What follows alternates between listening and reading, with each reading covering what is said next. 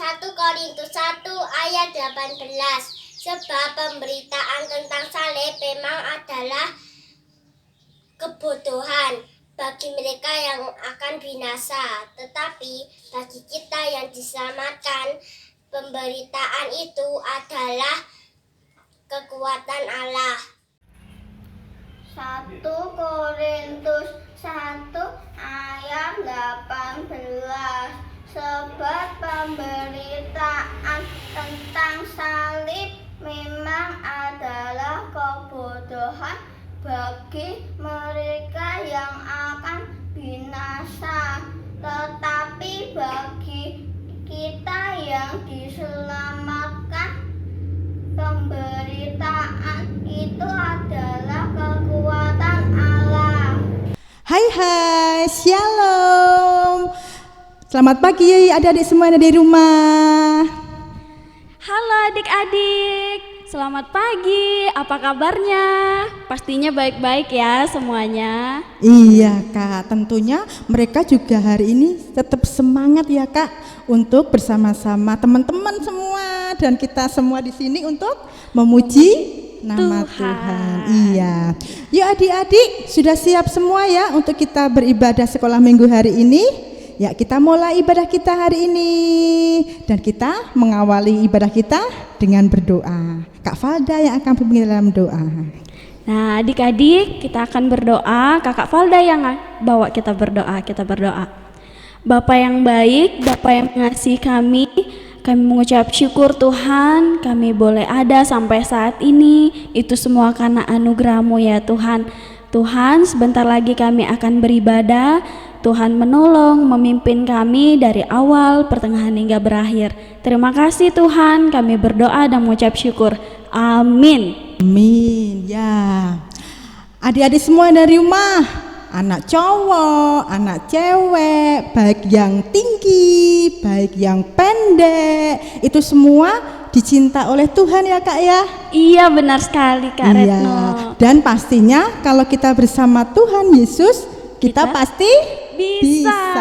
Yuk adik-adik semua, kita bangkit berdiri semua ya. Kita mau bersama-sama bersukacita memuji nama Tuhan.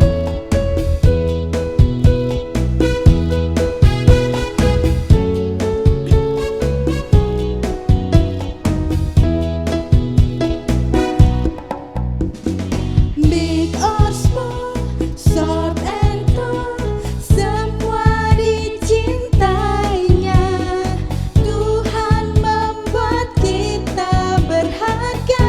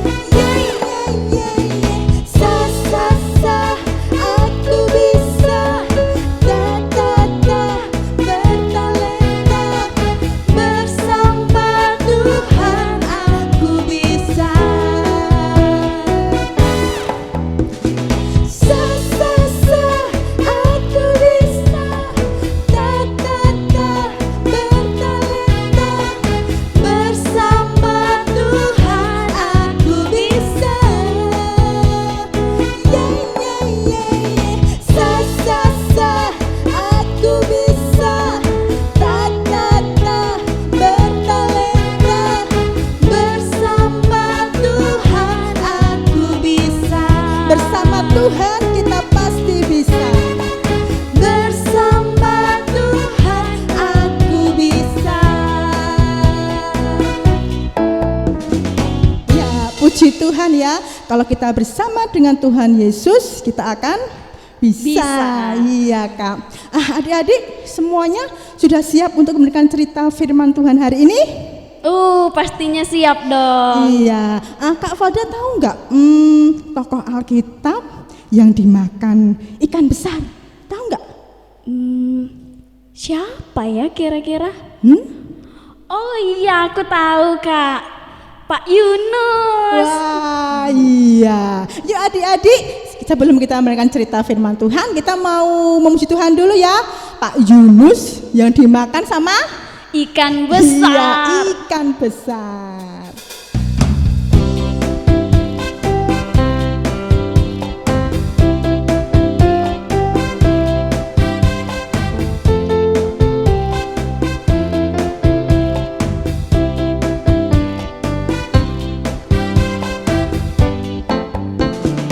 Yunus di perut ikan, pom pom pom. Yunus di perut ikan, pom pom pom. Karena dia dikasihi Tuhan, maka dia dibebaskan. Pom pom pom, cuap cuap, pom pom pom, cuap cuap. Yunus di perut ikan, Yunus di perut ikan, pom pom pom. Yunus di perut ikan, pom pom pom. Karena dia dikasihi Tuhan, maka dia dibebaskan. Pom pom pom, cuap cuap, pom pom pom, cuap cuap, cuap cuap, pom pom pom, cuap cuap. Yunus di perut ikan, pom pom pom. Yunus di perut ikan, pom pom pom. Karena dia dikasihi Tuhan, maka dia dibebaskan. Pom pom pom, cuap cuap, pom pom pom, cuap cuap, cuap cuap, pom pom pom, cuap cuap. Karena dia dikasihi Tuhan, maka dia dibebaskan.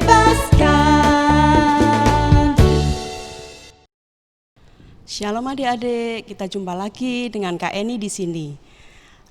Hari ini kita mau bersama-sama mendengarkan cerita tentang Yunus. Nah, tapi sebelumnya kita berdoa dulu ya. Tuhan Yesus, terima kasih untuk hari ini karena kebaikan Tuhan, karena kasih anugerah Tuhan yang telah Tuhan berikan kepada kami. Kami sungguh bersyukur ya Tuhan untuk kesehatan yang telah Tuhan berikan. Dan Tuhan, sebentar kami mau mendengarkan cerita Alkitab. Kiranya Tuhan menolong kami untuk kami boleh Tuhan bisa duduk tenang mendengarkan, dan kami boleh Tuhan mengerti akan firman-Mu ini dan melakukannya dalam kehidupan kami. Di dalam nama Yesus kami berdoa dan bersyukur. Amin. Nah, Kak Eni mau cerita. Tapi sebelumnya Kak Eni mau nanya ini. Adik-adik pernah enggak ya merasa kecewa, merasa jengkel, atau bahkan merasa dibikin marah sama teman-teman? Nah, seperti yang dialami Pak Yunus ini.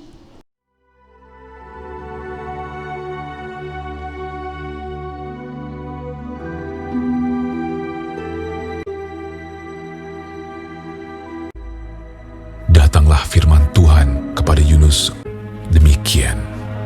Bangunlah, pergilah ke Niniwe, kota yang besar itu. Berserulah terhadap mereka, karena kejahatannya telah sampai kepadaku. Tetapi Yunus bersiap untuk melarikan diri ke Tarsis, jauh dari hadapan Tuhan. Ia pergi ke Yafo dan mendapat di sana sebuah kapal yang akan berangkat ke Tarsis. Ia membayar biaya perjalanannya, lalu naik kapal itu untuk berlayar bersama-sama dengan mereka ke Tarsis. jauh dari hadapan Tuhan.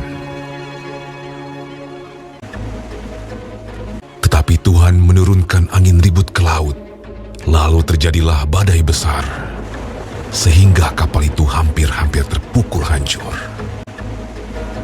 Awak kapal menjadi takut, masing-masing berteriak-teriak kepada Allahnya, dan mereka membuang ke dalam laut segala muatan kapal itu untuk meringankannya. Tetapi Yunus telah turun ke dalam ruang kapal yang paling bawah dan berbaring di situ, lalu tertidur dengan nyenyak. Datanglah nahkoda mendapatkannya sambil berkata, Bagaimana mungkin kau tidur begitu nyenyak? Bangunlah, berserulah kepada Allahmu. Barangkali Allah itu akan mengindahkan kita, sehingga kita tidak binasa. Lalu berkatalah mereka satu sama lain, Marilah kita buang undi, supaya kita mengetahui karena siapa kita ditimpa oleh malapetaka ini. Mereka membuang undi dan Yunuslah yang kena undi. Berkatalah mereka kepadanya, Beritahukan kepada kami, karena siapa kita ditimpa oleh malapetaka ini? Dan dari mana engkau datang? Dan dari bangsa manakah engkau? Sahutnya kepada mereka, Aku seorang Ibrani. Aku takut akan Tuhan, Allah yang empunya langit, yang telah menjadikan lautan dan daratan. Apa yang telah kau berbuat? Akan kami apakan engkau, supaya laut menjadi reda dan tidak menyerang kami lagi? Sebab laut semakin bergelora. Angkatlah aku, capakanlah aku ke dalam laut. Maka laut akan menjadi reda dan tidak menyerang kamu lagi. Sebab aku tahu bahwa karena akulah badai besar ini menyerang kamu. lalu berdayunglah orang-orang itu dengan sekuat tenaga untuk membawa kapal itu kembali ke darat. Tetapi mereka tidak sanggup, sebab laut semakin bergelora menyerang mereka. Lalu berserulah mereka kepada Tuhan, katanya, Ya Tuhan, janganlah kiranya kau biarkan kami binasa karena nyawa orang ini. Kemudian mereka mengangkat Yunus, lalu mencampakkannya ke dalam laut. Dan laut berhenti mengamuk. Orang-orang itu menjadi sangat takut kepada Tuhan, lalu mempersembahkan korban sembelihan bagi Tuhan, serta mengikrarkan nazar. Maka, atas penentuan Tuhan, datanglah seekor ikan besar yang menelan Yunus. Dan Yunus tinggal di dalam perut ikan itu 3 hari 3 malam lamanya. Dari dalam perut ikan itu, berdoalah Yunus kepada Tuhan, Allahnya. Dalam kesusahanku, aku berseru kepada Tuhan, dan Ia menjawab aku. Dari tengah-tengah dunia orang mati, aku berteriak, dan Kau dengarkan suaraku. Telah Kau lemparkan aku ke tempat yang dalam, ke pusat lautan. Mungkinkah aku memandang lagi bait-Mu yang kudus? Aku tenggelam ke dasar bumi. Teringatlah aku kepada Tuhan, dan sampailah doaku kepadamu. Keselamatan adalah dari Tuhan. Lalu berfirmanlah Tuhan kepada ikan itu, dan ikan itu pun memuntahkan Yunus ke darat.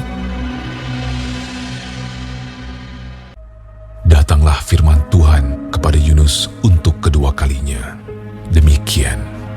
Bangunlah, pergilah ke Niniwe, kota yang besar itu, dan sampaikanlah kepadanya seruan yang kufirmankan kepadamu. Bersiaplah Yunus, lalu pergi ke Niniwe, sesuai dengan firman Allah. Niniwe adalah sebuah kota yang mengagumkan besarnya, 3 hari perjalanan luasnya. Mulailah Yunus masuk ke dalam kota itu sehari perjalanan jauhnya, lalu berseru, 40 hari lagi, maka Niniwe akan ditunggang balikan. Orang Niniwe percaya kepada Allah. Setelah sampai kabar itu kepada raja kota Niniwe, Siapa tahu, mungkin Allah akan berbalik dan menyesal, serta berpaling dari murkanya, sehingga kita tidak binasa. turunlah ia dari singgasananya, ditanggalkannya jubahnya, diselubungkannya kain kabung, duduklah ia di abu. Lalu atas perintah raja dan pembesarnya, haruslah semuanya, manusia dan ternak, berselubung kain kabung dan berseru dengan keras kepada Allah, serta haruslah masing-masing berbalik dari tingkah lakunya yang jahat dan dari kekerasan yang dilakukannya. Lalu mereka mengumumkan puasa. Baik orang dewasa maupun anak-anak mengenakan kain kabung.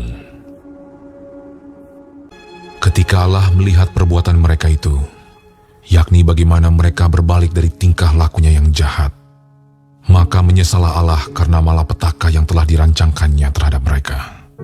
Dan ia pun tidak jadi melakukannya. Nah, cerita ini diambil dari kitab Yunus, Perjanjian Lama ya, pasal 1, pasal 2, dan pasal 3.